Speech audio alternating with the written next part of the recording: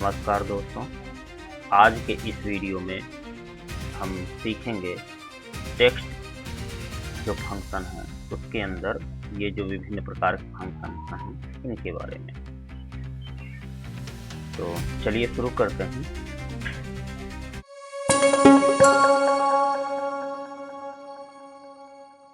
सबसे पहले हम देखेंगे ट्रिम फंक्शन। ट्रिम, इसका क्या उपयोग है? तो ट्रिम का उपयोग है एक से अधिक स्पेस को हटाना। अब जैसे मैं यहाँ एक उदाहरण के लिए कुछ लिख लेता हूँ। मैं यहाँ लिखता हूँ संदीप स्पेस, मैंने एक से ज़्यादा स्पेस दिया और फिर हमने लिखा कुमार और फिर मैंने एक ये नाम लिखा हुआ है। अब इसमें यह देखेंगे कि एक से ज़्यादा स्पेस है और मैं चाहता हूं कि इसमें से एक से ज़्यादा स्पेस जो है उनको हटा दूं। तो मैं यहां पर एक फंक्शन टाइप करूंगा ट्रिम, ब्रैकेट ओपन करेंगे और इस टेक्स्ट को चुन लेंगे और एंटर कर देंगे। तो आप देखेंगे कि जो एक्स्ट्रा स्पेस था इसमें से एक स्पेस छोड़ करके बाकी सबको हटा दिया गया है। यह है ट्रिम फंक्शन का उपयोग। अब हम देखेंगे टेक्स्ट ज्वाइन फंक्शन है। टेक्स्ट ज्वाइन, मैं यहाँ लिखता हूँ टेक्स्ट ज्वाइन।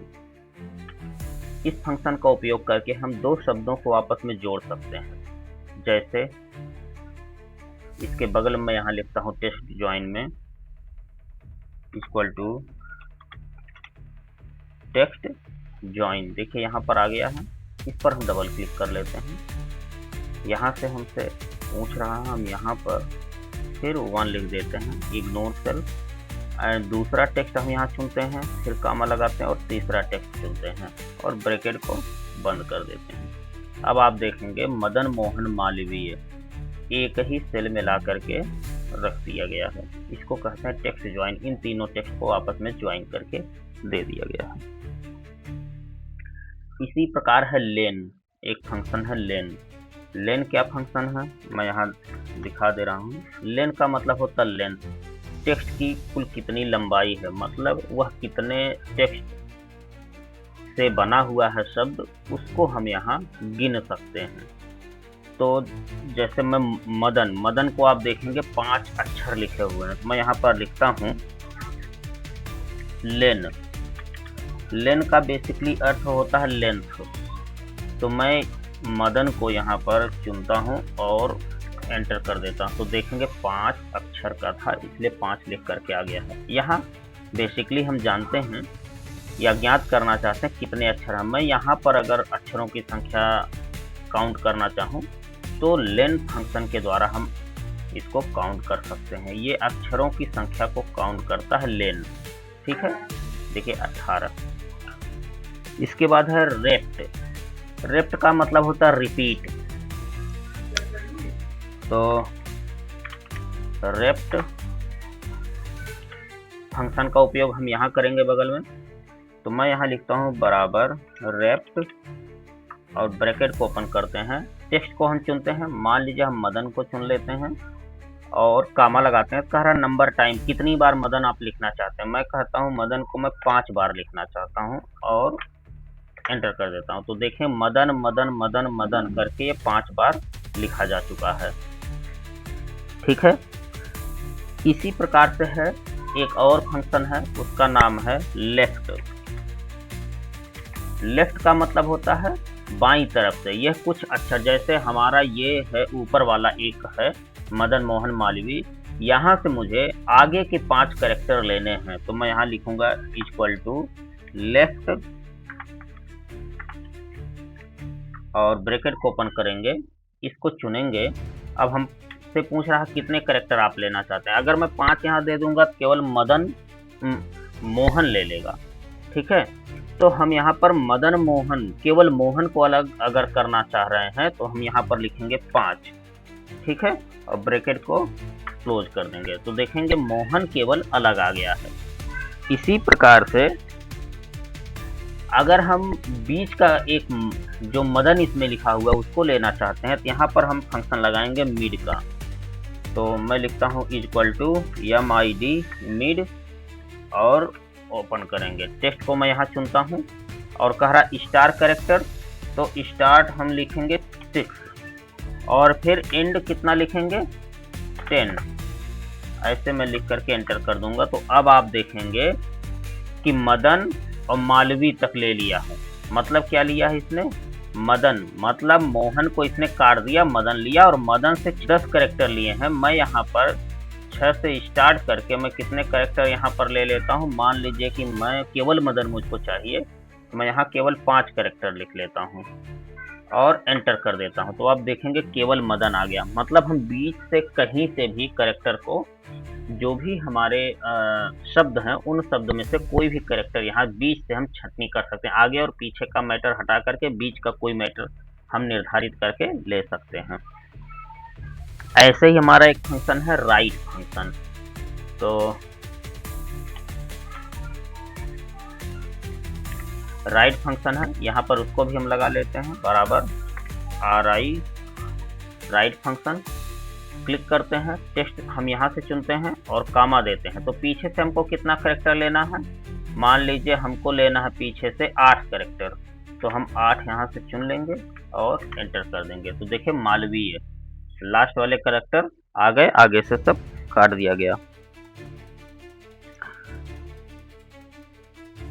इसी तरह से और फंक्शन है, मैं यहाँ लिख देता हूँ फंक्शन का नाम लोअर।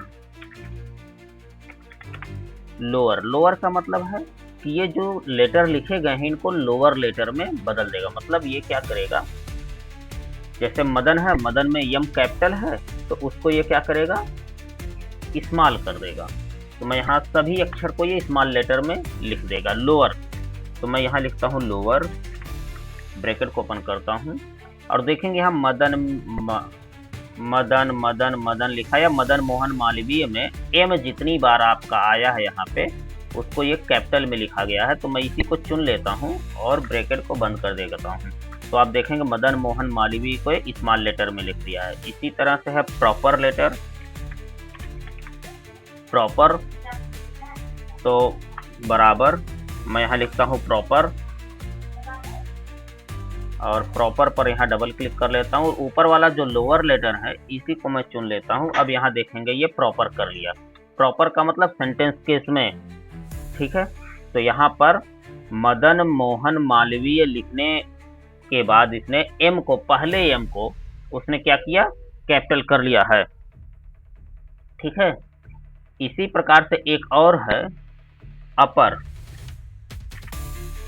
अपर का प्रयोग हम कहाँ करते हैं, ये जो स्मॉल लेटर है या प्रॉपर है इनको अपर में कर दिया जाता।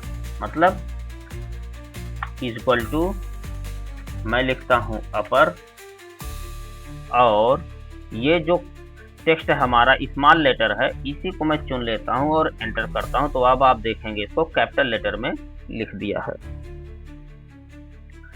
इसी तरह से एक और फंक्शन है, उसका नाम है रिप्लेस। रिप्लेस का मतलब होता है कि पहले से जो वहाँ पर शब्द लिखे गए हैं उसको रिप्लेस करना, वहाँ पर दूसरा शब्द ला करके स्थापित कर देना। इसलिए मैं यहाँ लिखता हूँ रिप्लेस, रिप्लेस लिखता हूँ। और मालवीय जो ओल्ड है इसको मैं चुनता हूँ। ओल्ड टेक्स्ट हमसे चुनने को कह रहा है, ओल्ड टेक्स्ट को मालवीय को चुनता हूँ, कामा करता हूँ। स्टार्ट नंबर हमसे पूछ रहा है तो मैं यहाँ पर स्टार्ट नंबर 1 कर देता हूँ।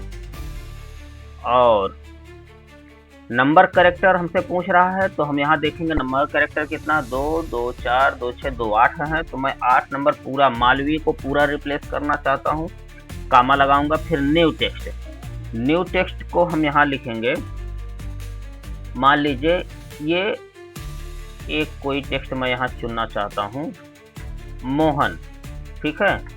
और ब्रैकेट को बंद करके एंटर कर देते हैं। तो देखेंगे वहाँ मोहन आ गया, रिप्लेस कर दिया गया यहाँ मालवीय को। या फिर अगर ये जो डबल ई है इसको रिप्लेस करके केवल आई करना चाहता हूँ तो भी यहाँ हम कर सकते हैं। तो यहाँ जब हमसे ये पूछ रहा है कि किससे रिप्लेस करना है तो मैं यहाँ पर लिख दूंगा आई और एंटर कर दूंगा। तो आप देखेंगे आई से रिप्लेस कर दिया गया इसको। ठीक है, तो आप इसको रिप्लेस करवा सकते हैं नए शब्द से।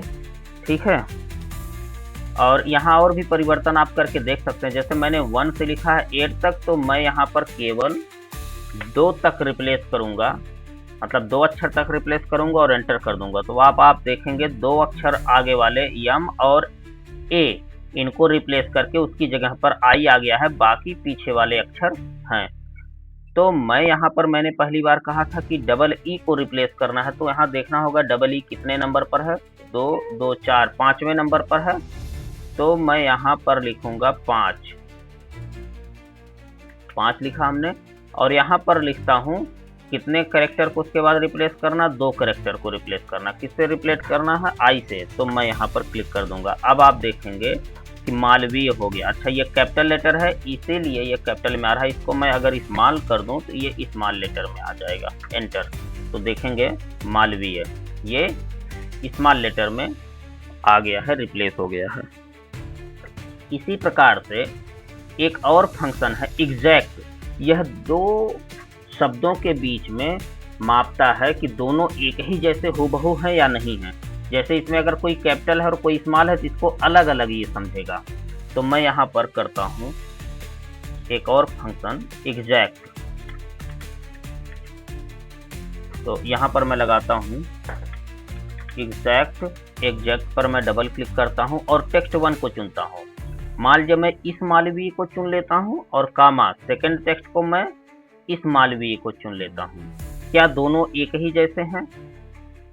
तो मैं यहाँ एंटर करवाता हूँ, आता है फाल्स, नहीं दोनों एक ही जैसे नहीं हैं। अब मैं दूसरा एक इसी में फिर से एग्जैक्ट फंक्शन लगाता हूँ, दूसरे शब्दों को करवाता हूँ। देखिए एग्जैक्ट, और अब यहाँ मैं इस मालवीय को चुनता हूँ और कामा लगाता हूँ, इस मालवीय को चुन लेता हूँ। तो ये आ रहा है ट्रू, क्योंकि ये दोनों एक ही जैसे हैं। अगर मैं एक को यहाँ देखे बदल दूं किसी कारण से, जैसे मैं यहाँ लिखता हूँ मोहन, मैंने एक में कैपिटल एम लिखा है, दूसरे में मोहन ऐसे लिख देता हूँ, और तीसरे में मैं लिखता हूँ कैपिटल में, तो मैं लिखता हूँ इक्वल टू एग्जैक्ट, और टेक्स्ट 1 को चुनता हूँ, कामा लगाता हूँ, टेक्स्ट 2 को चुन लेता हूँ और एंटर करता हूँ। देखिए फाल्स लिख करके आया, कारण यह कि ये प्रॉपर केस में है और ये अपर केस में है और ये लोअर केस में है, तो तीनों को ये एग्जैक्ट मैच नहीं होता। तो यहाँ से हम इसका फंक्शन लगा करके देख सकते हैं कि वह जो शब्द लिखे गए हैं वो एग्जैक्ट मैच करते हैं प्रॉपर सेंटेंस के साथ में कि नहीं।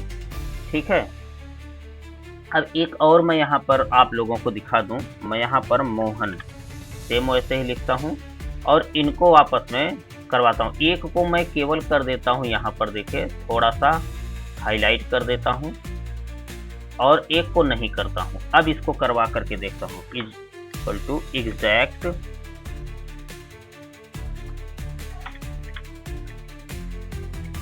और पहले को हम चुनते हैं, कामा लगाते हैं, हम दूसरे को चुन लेते हैं और ब्रैकेट।